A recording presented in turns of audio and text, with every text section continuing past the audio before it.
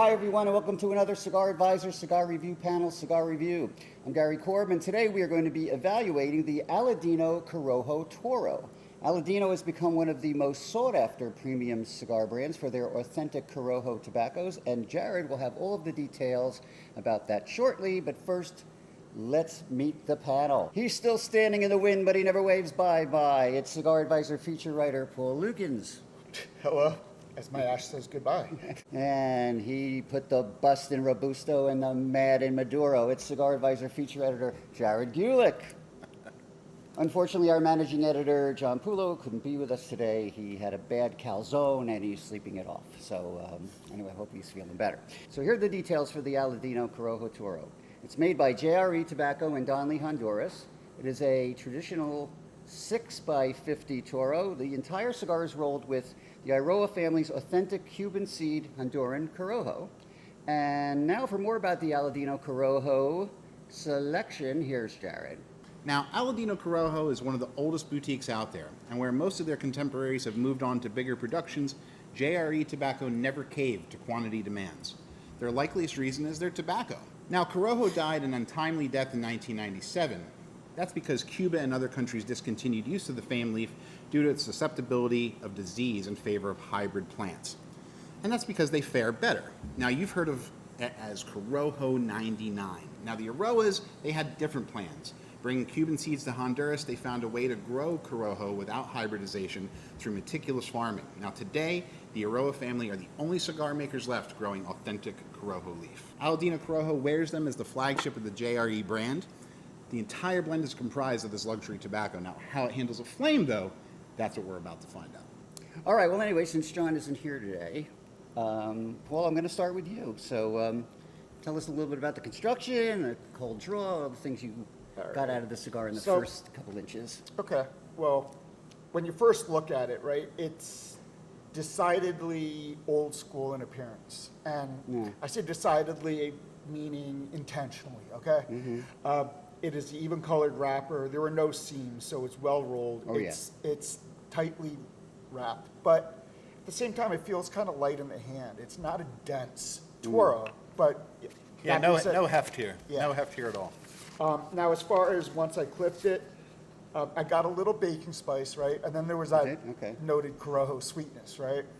Kind of like raisin sweetness. And then there was some just rich tobacco and a little salt. Yeah. And then, go ahead. You know, there's definitely a difference between Aroa's Corojo and other Corojo. I mean, when they're hybridizing these tobaccos, obviously they're interlacing another leaf into it. You can tell.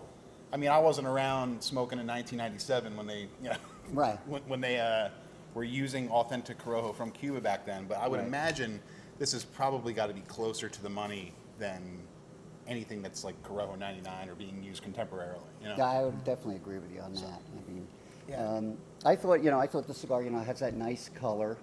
It has a silky feel to it too, almost like a Connecticut. It is silky, but when you look at it, there's some tooth, but I don't see many visible oils on the wrapper.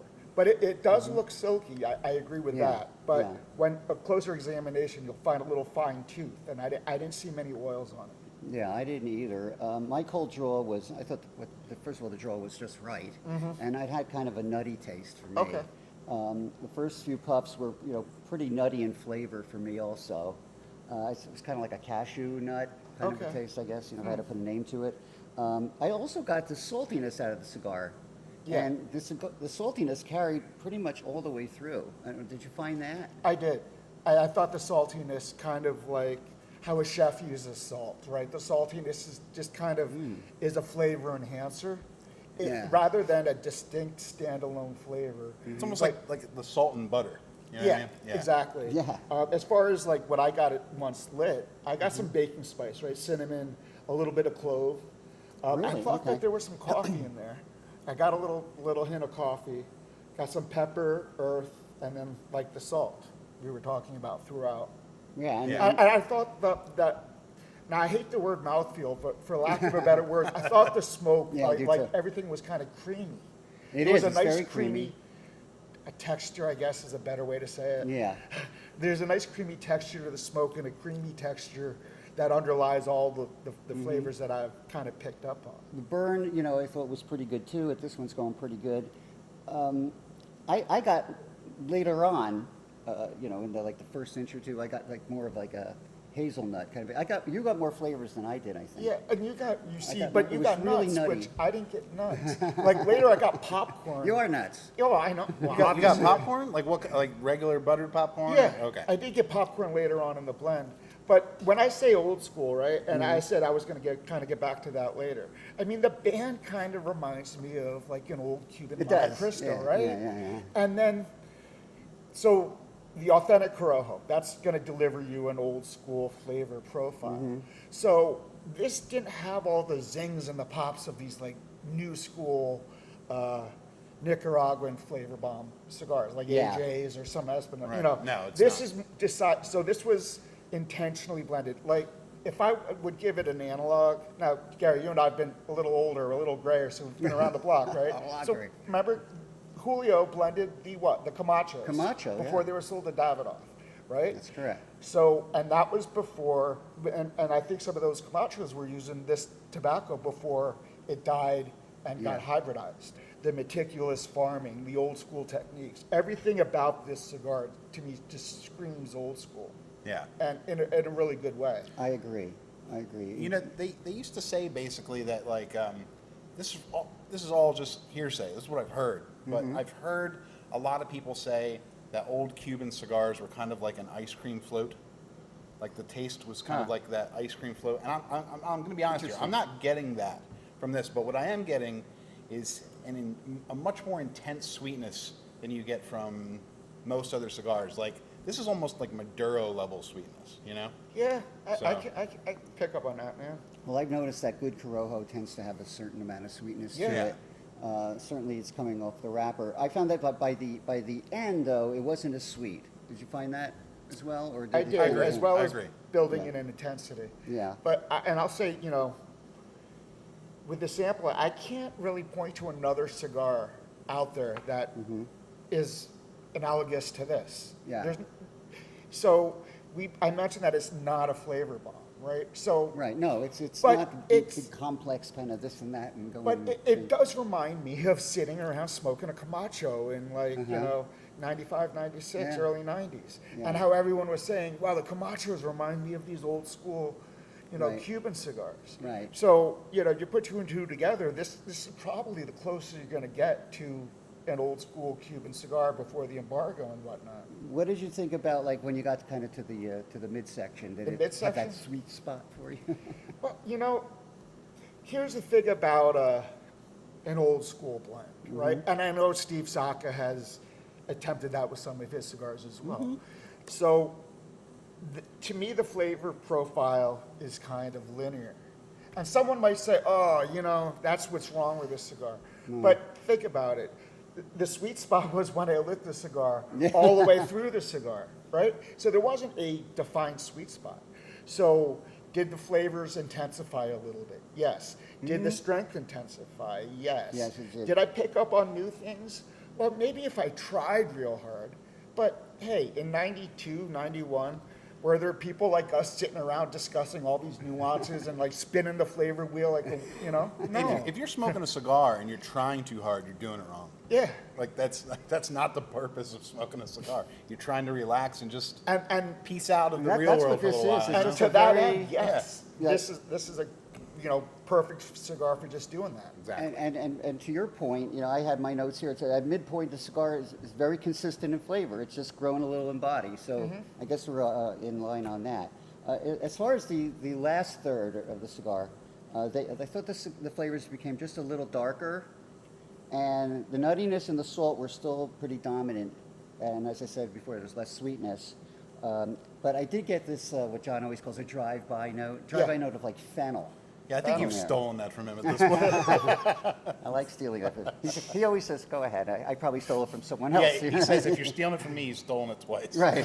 So the flavors were still balanced. It was kind of more medium full in body, not strength though. And by the last inch, I smoked it literally down to an inch.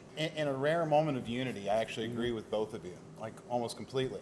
I agree that the sweetness kind of dies Yeah, down that's okay. and throttles back later on. And I also agree that it's pretty linear, but it's not a bad thing. No. It's No, it's it's not only bad at all. when the primary flavor sucks, and this doesn't. Well, So- see, it's bad when it's not when it's unintentional, Right, right? exactly. When someone's saying, "Hey, man, I blended it with all these freaking fancy leaves and it was rolled by these virgins in Nicaragua," On their and thighs. you taste like, and they're charging $30 for it and saying blah blah blah, and Yeah. you taste it and it's linear. You're like, "What the hell? I got ripped off." yeah, but when you're But- getting all Corojo, Yeah. you're expecting all Corojo. And this is Yeah, different. exactly. It's different. Yeah. All right. Well, anyway, Paul, why don't you sum it up? What did you think Old overall? school, cool. I Okay. mean, this is just, if you weren't around for the cigar boom or the glory days of, Cuban cigars back when, Churchill was smoking them or whatnot, this is, I would imagine, the closest thing as you can get. Yeah, I started Yeah. smoking in the cigar boom, so I had the old Camachos, and, my memory is a little fuzzy, but the funny thing with flavors, right? Like I can have a cookie and it'll bring me back to my grandma's kitchen. Right. Right. So when I lit this, it brought me back to like fresh out of college, wading into the pool of good cigars. For an older cigar smoker, this will take you back to a really good time, a really Yeah. good era. For somebody who wants to experience what they've heard about through the cigar media and the blogosphere about the great old days of Yeah. tobacco, this is going to bring you there. Yeah. And for someone just looking for a damn good cigar, this Aladino would be right up your alley. It's nice. It's pleasantly medium bodied. Like I Yeah. said, it's not going to spin the flavor wheel, Smooth. but it doesn't need to. It's the sweet spot from beginning to note. I just like how well it's made, how the tobaccos have been cured and aged, and how the blend, sort of, just meshes all together. And it's like I'll use one of your things again. It's like a movie, that you watch over and over again, like maybe like Animal House. Yeah, You just yeah. know it's going to be funny. Yeah. You just know it's Right. going to be good. And It's a remote drop. And, I like the nuttiness. I like the natural sweetness. I even like the saltiness to it. Everything, some Cuban cigars do have a salty, Yeah, a minerality salty, to it. yeah. And everything melded nicely. Sometimes there were a few little surprises. I like the medium body, which I think is a plus if you're a new smoker. So you can just start right And with this if you want. If I can interrupt, here's Yeah, another sure. thing I'm noticing. Like, it doesn't sit heavy on your palate. No. Like, I don't No feel long like finish, yeah. Yeah. Yeah, I don't feel like I need to run and like brush my teeth or drink something to get this, Yeah. the lingering cigar flavor. It's out of very it. pure Yeah, in that it sense, is. Yeah. That's really all, it's not complex, it's not aggressive, it's straightforward. So I Yeah. think we pretty much wrapped it up from there, unless, Jared, you have I something to can say. sum it up in one sentence. Sure. Mostly sweet, a little bit savory and spicy, Yeah. and a hell of a lot cheaper than a trip in a DeLorean to 1985. That's There you a go. lot cheaper than a lot of Cubans, that's for sure. Anyway, all right, well, that's it for our Aladino Corojo Toro. Thanks to Paul and Jared and to you for watching. Remember, you'll find the Aladino Corojo Toro and all the other fine Aladino cigars at famous-smoke.com. Please like this video and follow us at cigaradvisor.com, as well as all the other popular social media channels. I'm Gary Korb, and we'll see you on our next cigar review panel, Cigar Review.